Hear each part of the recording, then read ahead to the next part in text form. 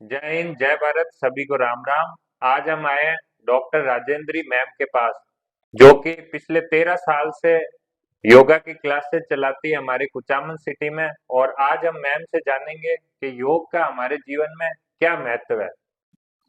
नमस्कार, मैं डॉक्टर राजेंद्र तालान, कुचामन योग विद्या निकेतन की योग प्रशिक्षिका और ऑनर भी हूँ। मैं बताना चाहती हूँ कि ऐसे योग हमारे जीवन में बहुत ज़्यादा महत्वपूर्ण है। योगा एक कोई छोटा-मोटा विषय नहीं है, योगा बहुत विशाल है, लेकिन फिर भी हम कुछ इसके पहलुओं पर ध्यान देंगे कि योग अगर हम अपने जीवन में योग को धारण करेंगे तो हमारा चहुमुखी विकास होगा, जैसे शारीरिक, मानसिक, आर्थिक और भावनात्मक। ये विकास तो संभव है क्योंकि स्वस्थ शरीर में ही स्वस्थ मस्तिष्क का विकास होता है। अगर हमारा शरीर स्वस्थ रहेगा, तो हमारा हमारा कार्य क्षमता भी बढ़ जाएगी और हमारी पैसे की जो बर्बादी होती है, वो भी बच जाएगी। क्योंकि क्या होता है कि जब योगा से बीमारी खत्म नहीं होती, योगा तो एक ऐसी चीज है कि बीमारी आनी ही नहीं। तो अब हम मैम से जानेंगे कि मैम, जैसे कि आजकल हम देख रहे हैं दैनिक दिनचर्या जो कि लोगों की खराब हो रही है, सुबह उठने का टाइम, रात को सोने का टाइम, इससे जो स्ट्रेस हो रहा है दिमाग में और लोग डिप्रेशन की ओर जा रहे हैं, तो इसमें योग क्या काम करता है, क्या उन्हें फायदा हो सकता है।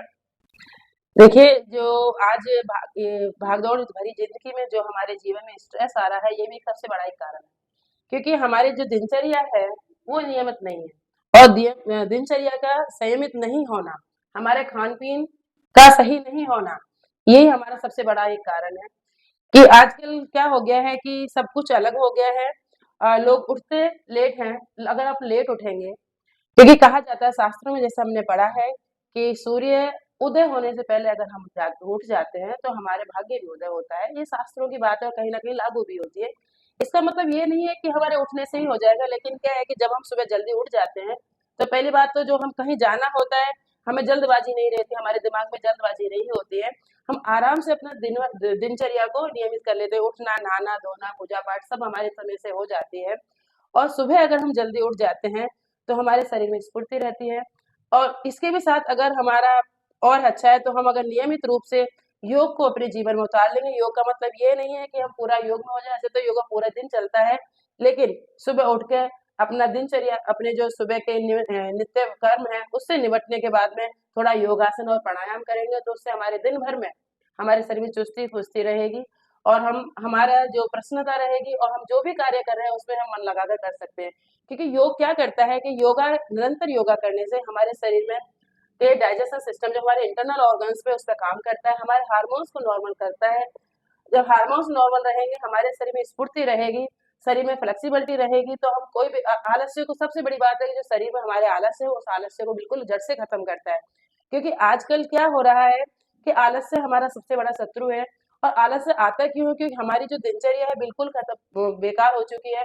हमारा अभी आधुनिक जीवन में लोग रात भर पढ़ते हैं या मोबाइल चलाते हैं, सुबह लेट तक सोते हैं और फिर उनका ना खाने का पता है ना पीने का पता है। देखिए, योग का सबसे बड़ा पहला तो यही है कि हम अपने दिनचर्या को नियमित संयमित करें। जैसे सुबह जल्दी उठे, मैं तो कहती हूँ 4 बजे उठे, अगर 4 बजे नहीं उठ सकते तो 5 बजे उठ जाए। 5 बजे उठ के अगर वो आधा घंटा 15 मिनट अपने शरीर को दें, आप थोड़ा योगासन करें, थोड़ा प्राणायाम करें और अपना जो नित्य कर्म है वो भी करें, तो उसके बाद हमारा शरीर एकदम फुर्ती में आ जाता है। क्योंकि हमारे जो इंटरनल ऑर्गन्स है वो स्टिमुलेट हो जाते हैं। अगर वो इंटरनल ऑर्गन्स हमारे अच्छे मजबूत हो जाएंगे, तो हम जो भी खाएंगे पिएंगे वो हमारा डाइजेस्ट होगा, और डाइजेस्ट होगा तो हमारे शरीर में फुर्ती रहेगी, एनर्जी रहेगी।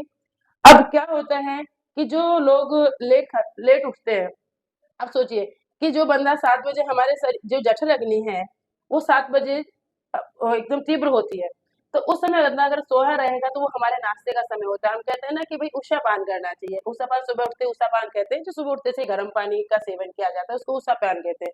उसके बाद आप नित्य कर्म से अपने निवृत्त हुई है, उसके बाद में थोड़ा योगासन कीजिए। अब जैसे ही हम योगासन करके हम नहाते हैं, तुरंत हमें भूख लगती है, क्योंकि उस समय हमारी जठर अग्नि प्रज्वलित होती, तीव्र हो जाती है। अगर हम उस समय अपना भोजन या कोई हल्का नाश्ता करेंगे तो वो डाइजेस्ट हो जाएगा। फिर हमारा क्या होता है, जो नाश्ते का समय है, वो उस समय में तो लोग सो रहे होते हैं। अब सो रहे होते हैं तो जो शरीर को चाहिए, क्योंकि जब वो समय पे अगर हम नहीं खाएंगे और बिना समय पे खाएंगे तो फिर वो डाइजेस्ट कैसे होगा। उस समय वो सो रहे हैं, फिर वो 10 बजे उठते हैं। अब 10 बजे तो हमारे खाने का समय हो गया, जो भी हम भोजन ले रहे हैं, क्योंकि पहले नाश्ता नहीं हुआ करता था, तो पूरा भोजन 9 बजे, हम 9 से 10 के बीच में अगर हम भोजन कर लेते हैं तो वो हमारा पूरी तरह से डाइजेस्ट हो जाता है, और शाम को दिन में थोड़ा हल्का-फुल्का लें, और शाम को 6 से 7 बजे के बीच में अगर भोजन कर दें तो शरीर ऐसे स्वस्थ हो जाएगा। क्योंकि अगर हमारा जब खाना डाइजेस्ट नहीं होता है तो वो क्या करता है, गैस, अपच और एसिडिटी, एसिडिटी की मात्रा बढ़ती है, गैस की मात्रा अगर हमारे शरीर में बढ़ती है तो हमारा शरीर में आलस अपने आप आता है, आलस आता है तो हमसे उठा ही नहीं जाता। फिर हमारे जो सोने का समय एक निर्धारित है, क्योंकि अगर हम 9 से 10 के बीच में अगर सो जाते हैं कि उस समय हमारी जो प्राण वायु है हमारे स्पाइन मध्य में होती है, और वो समय हमारे सोने का होता है। अगर आप उस समय नहीं सोते हैं तो आपकी नींद डिस्टर्ब हो जाती है। अभी आप कभी नोटिस करना, ये तो प्रैक्टिकल चीज है कि अगर आपका समय 9 से 10 के बीच में अगर आप सो जाते हैं तो आप सुबह 4 बजे अपने आप उठ जाएंगे, क्योंकि आपकी एक व्यक्ति को 6 से 8 घंटे की नींद चाहिए होती है, बिल्कुल। पीसफुल नींद चाहिए होती है। अगर उसमें वो प्रॉपर ले जाएगा तो आलस अपने आप ही खत्म हो जाएगा।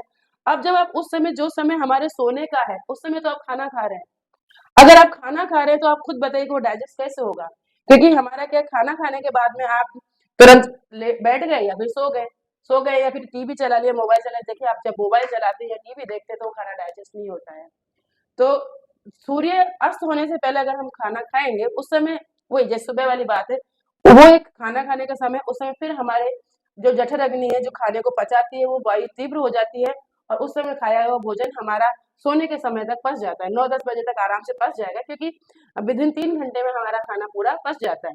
उसके बाद में आप एक गिलास दूध पीजिए और आराम से सो जाइए। तो अगर उस समय आप सो जाएंगे तो आपको जो नींद का समय है वो नींद भी पूरी हो जाएगी, और आपके शरीर से जो खाना डाइजेस्ट हो गया है तो एनर्जी भी आ जाएगी, और जो आपकी वेस्टेज बचेंगे वो सुबह फ्रेश होंगे तो आप आराम से फ्रेश भी हो पाएंगे। अब जब वो बंदा 9 बजे या 10 बजे खाना खाएगा, कब वो सोएगा, कब वो खाना डाइजेस्ट होगा, कब वो सुबह फ्रेश होगा, कब वो उठेगा? तो हमारा जो स्ट्रेस का मेन कारण है, हमारे जो अनियमित दिनचर्या के कारण ही हमारा स्ट्रेस हो रहा है। स्ट्रेस कोई इस काम से नहीं हो रहा है, काम पहले भी बहुत हुआ करते थे, ऐसी बात नहीं है, पहले भी योग्य व्यक्ति थे। अभी तो क्या संसाधन है, पहले तो साधन भी नहीं हुआ करते थे, फिर भी लोग काम करते थे, और सारे काम करते थे और फिर स्वस्थ भी रहते थे। लेकिन पहले हमारे एक उठने बैठने सोने जगने का एक टाइम था। अभी हमारा टाइम गड़बड़ होने कारण से हमारा स्ट्रेस आ रहा है। स्ट्रेस अलग से नहीं आता, हमने उसको अपने ऊपर लिया है। स्ट्रेस कोई बाहर से नहीं आता, स्ट्रेस को हम ही पैदा करते हैं, हमने खुद ने पैदा किया है और उसको अपने सर पे बर्डन बना लिया। क्योंकि हर चीज का एक समय होता है, अगर आप समय के बाद में अगर कोई काम करोगे तो वो कैसे सफल होगा? तो कोई भी काम, अगर एक मैं आपको एक एग्जांपल देती हूँ छोटा सा। वैसे तो कहा जाता है कि भाई पूजा करनी चाहिए, एक कहा जाता है कि ब्रह्म मुहूर्त में पूजा करनी चाहिए, एक कहता है दोपहर में पूजा करनी हाँ, चाहिए। ये तो तो आप बताइए कि अब मैं आपसे पूछना चाहती हूँ कि अगर आप सुबह में पूजा करेंगे तो आपको कैसा फील होता है, और आप दोपहर में पूजा कर रहे हो तो आपको कैसा फील हो रहा है? सुबह अच्छा लगता है मैम, मौसम, वातावरण सारा कुछ अनुकूल होता है और एक अजीब मतलब अच्छी ऊर्जा एक उत्पन्न होती बस है। मैं यही कहना चाहती हूँ कि देखिए, हर चीज का एक समय होता है कि जब हम सुबह की पूजा की उस समय ब्रह्म मुहूर्त उसको कहा जाता है। ब्रह्म मुहूर्त में किया हुआ काम सभी सफल होते हैं। उस समय जब हम करते हैं तो हमारे शरीर में एक अलग सी उत्तेजना होती है, क्योंकि उस समय वायुमंडल में ऑक्सीजन की मात्रा अधिक होती है, देवी देवताओं का वास होता है, और जब उस समय में किया गया काम हमारे शरीर के लिए बहुत ही ज्यादा फायदेमंद होता है। कोई भी काम किया जाए, आप शरीर के ऊपर करिए, मानसिक रूप से पढ़ाई कर लीजिए, ये योगासन कर लीजिए, कोई भी एक्सरसाइज या पूजा पाठ अध्यात्म कर लीजिए, आप सब में ही सफलता मिल जाएगी। लेकिन उस समय के बाद में आप कभी भी करो आपको वो प्रसन्नता नहीं होगी, ना ही वो माहौल मिलेगा।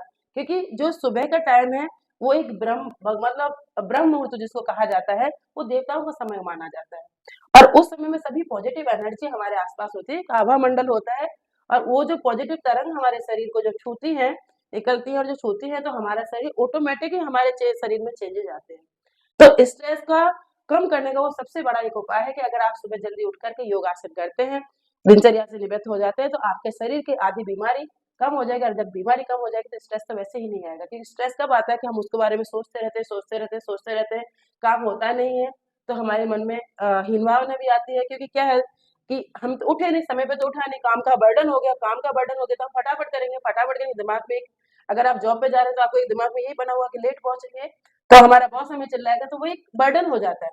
वो बर्डन के कारण से हमारा दिमाग कितना काम करेगा, वो काम भी करना है और एक भारीपन है, तो उसकी वजह से ये स्ट्रेस होता है। अगर आप अपने जो रूटीन दैनिक क्रिया को अगर आप सुधार लेंगे तो आपका स्ट्रेस अपने आप खत्म हो जाएगा। इसमें योग का महत्वपूर्ण यही है। धन्यवाद।